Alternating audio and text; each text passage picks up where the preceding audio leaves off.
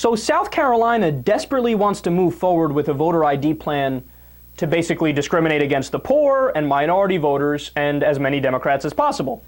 So in an attempt to legitimize calling for voter ID, Attorney General Alan Wilson demanded an investigation into the last election because there were a lot of, quote, suspicious names that voted and possible criminal activity. So specifically, he argued that people were using names of the deceased to vote, and he said it happened hundreds of times. So he's making a strong claim of, look, there's a lot of voter fraud here in South Carolina. So it was thoroughly investigated, as they wished, the state Republicans and the Attorney General. And it turns out, guys, that his concerns may have been merited. There was a grand total of 0 cases of people using the dead's names to vote. And in fact, the investigation went further. There were 0 cases of voter fraud at all in the state of South Carolina in the last election.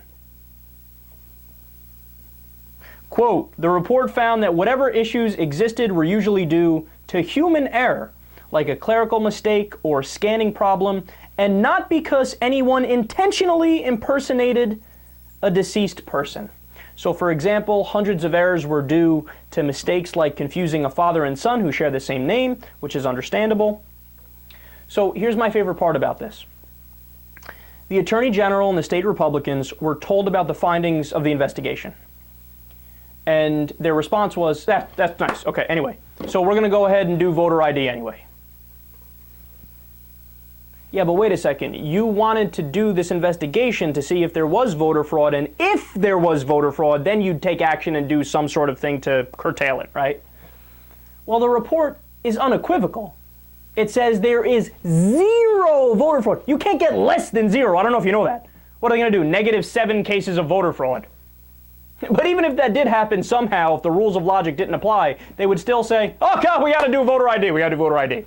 Why? Because it's not about stopping voter fraud. It's about discriminating against poor voters, minority voters, and Democrats. They've admitted that. There was a governor in a speech in the last election who said, with our new voter ID law, Romney will probably win our state. Yoo-hoo! They're open about it.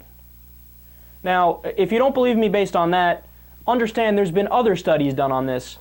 They looked at every election from the year 2000 until today, 2013. Every election. Millions of votes cast. 3 separate studies. You know what the findings are? One says there were 8 instances of voter fraud.